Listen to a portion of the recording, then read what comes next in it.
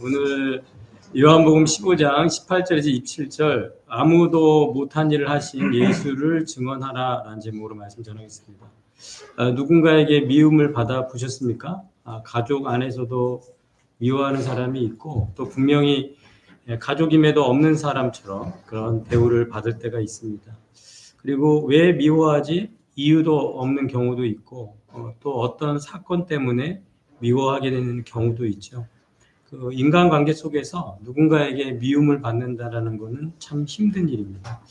오늘 본문은 제자들과 세상의 관계를 말씀합니다. 여기 앉으시면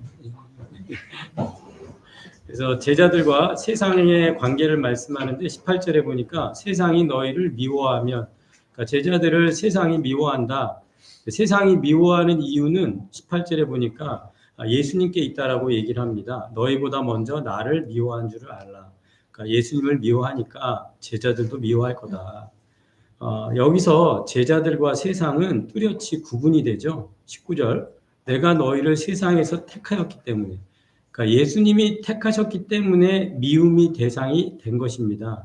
그리고 예수님이 택하셨기 때문에 이 소속이 바뀌었죠. 19절 너희가 세상에 속하였으면 세상이 자기 것을 사랑할 것이나, 세상에 속한 존재라면은 세상에서 사랑을 받을 거다. 하지만 예수님이 택하셨기 때문에 이제 19절 너희는 세상에 속한 자가 아니다. 더 이상 세상에 속한 자가 아니다. 한때는 세상에 속했고 세상 안에서 살았습니다.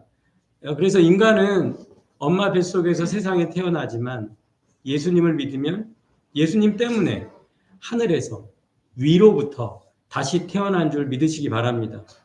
그렇기 때문에 이제는 세상과는 뚜렷이 구분되고 새로운 관계 설정이 이루어진다라는 거죠. 이런 새로운 관계 설정이 이루어질 때 예수님이 세상과 맺은 그 방식대로 제자들도 따라가게 되는 거다. 그 방식대로 제자들도 세상과 관계를 맺는다. 20절 사람들이 나를 박해하였은즉 너희도 박해할 것이요. 예수님을 박해한 것처럼 제자들도 박해할 것이다. 예수님께 했던 대로 제자들에게도 그대로 할 것이다. 예수님과 똑같은 대우를 받을 것이다 라고 오늘 성경은 우리에게 말해주고 있습니다. 이렇게 세상의 미움 또 이런 박해는 강력하게 거부 의사를 표현하는 거거든요. 그러면 세상이 예수를 거부하고 예수 믿는 자를 거부하는 이유가 뭐냐? 22절 내가 와서 그들에게 말하지 아니하였다라면 죄가 없었으려니와, 그러니까 예수님이 오셔서 죄를 밝히 드러냈기 때문이에요. 그러니까 세상에 숨겨져 있었던 민낯을 드러냈기 때문에, 자, 세상은 자연스럽게 세상은 문화라는 이름으로 누렸던 것들이 있습니다. 그런 문화의 가면을 벗기고 세상의 진짜 모습을 폭로하신 거죠. 예수님이 오시기 전에는 죄라는 어둠에 있었어요. 자, 어둠에는 진짜 모습이 드러나지 않습니다. 하지만 빛이 비춰져 밝히 드러나는 거죠. 그랬더니 22절에 지금은 그 죄를 핑계할 수 없다라고 얘기합니다. 이제 이 세상은 핑계댈 수가 없어요. 그러니까 어떻게 해야 합니까? 그 예수를 거부하고 그분을 미워하는 방법밖에 없는 거죠. 예수만 없었다면 24절 그들에게 죄가 없었으려니요. 그러니까 죄가 없는 것처럼 감출 수가 있었어요. 예수님만 없었으면. 그런데 세상은 여전히 자기 것을 사랑하면서 지낼 수 있었어요. 그런데 예수님 때문에 세상의 상태가 알려졌고 실체가 드러났습니다. 자, 25절 다 같이 한번 읽어볼까요? 시작. 그러나 이는 그들의 율법에 기록된 바 그들이 이유 없이 나를 미워하였다 한 말을 응하게 하려 함이니라. 여기 보니까 이유 없이 예수님을 미워하였다. 세상의 진짜 모습이 폭로되고 핑계할 수 없으니까 그렇게 만든 예수를 이유 없이 미워했다라고 성경은 말하고 있습니다. 자, 이제 중요한 건 예수님은 이제 세상의 미움을 받을 때 24절 나를 미워하는 자는 23절 나를 미워하는 자 또 내 아버지를 미워했다라고 얘기하죠. 그런데 예수님을 미워하는 건 괜찮은데 하나님 아버지를 미워하게 되면 그 미워한 것 때문에 세상은 뭘 받냐면 심판을 받게 됩니다. 그러면 이 세상이 하나님을 미워함으로 세상의 심판을 받을 수밖에 없는 이 세상을 위해서 예수님만이 할 수 있는 일이 있어요. 자, 24절 한번 볼까요? 내가 아무도 못한 일 얘기합니다.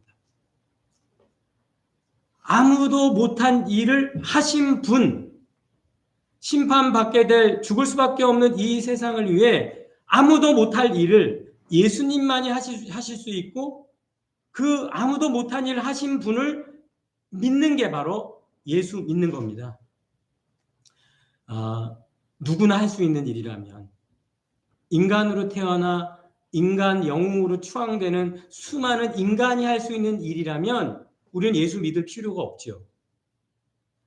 인간 중에 아무도 못할 일을 그 일을 하실 수 있는 분 하나님만이 인간이 할 수 없는 일을 하시는 줄로 믿습니다. 죽은 자를 살려내고 병든 자를 고쳐내고 안진뱅이를 일으키고 기적을 보여주시고 아무도 못할 일을 행할 수 있는 분 유일한 예수 그리스도 우리는 그분을 믿는 줄 믿으시기 바랍니다.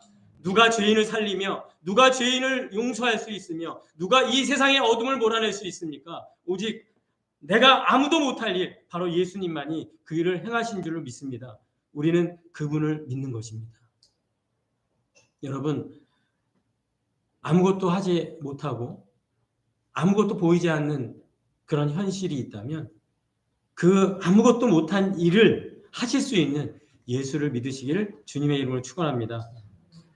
세상에서 미움받는 제자들에게 이제 예수님은 약속을 주십니다. 26절 내가 아버지께로부터 너희에게 보낼 보혜사. 요한복음에 보혜사라는 말이 4번 나오는데요. 한 번은 제자들과의 특별한 관계에 대해서 한 번 나오고 나머지 3번은 다 세상에서 보혜사를 말씀하세요. 그러니까 세상에서 살아가는 예수 믿는 자, 예수님이 떠나고 남은 제자들에게 세상과의 관계 속에서 꼭 있어야 될 분, 보혜사를 말씀하세요. 그게 누구십니까? 성령인 줄 믿으시기 바랍니다. 26절 진리의 성령이 오실 때에 그가 나를 증언하실 것이요. 하나님께서 보내시는 진리의 성령이 예수님을 증언한다라고 말씀합니다. 아무것도 할 수 없을 때 아무도 못한 일을 할 수 있는 예수를 증언하고 내 안에서 예수를 선포하고 예수를 알려주는 성령이 여러분 가운데 충만하시길 축복합니다. 그러면 너희도 처음부터 나와 함께 있었으므로 증언한다라고 말씀합니다. 인간에게는요. 하나님의 형상으로 만들어진 원래 하나님의 모습들이 있습니다. 그 모습을 건드려낼 수 있는 것은 오직 하나님이 보내신 진리의 영, 성령인 줄 믿으시기 바랍니다. 여러분 안에 숨겨져 있었던 그 진리, 아무도 할 수 없었던 예수를 증언하시는 그 성령의 역사가 여러분 가운데 임하시기를 주님의 이름으로 축원합니다. 그래서 우리는 아무도 못한 일을 하신 예수를 증언하고 그분을 증언하신 성령으로 충만한 여러분 되시길 축복합니다. 자, 한번 따라합시다. 성령을 받으라. 성령을 받으라. 성령을 받으라.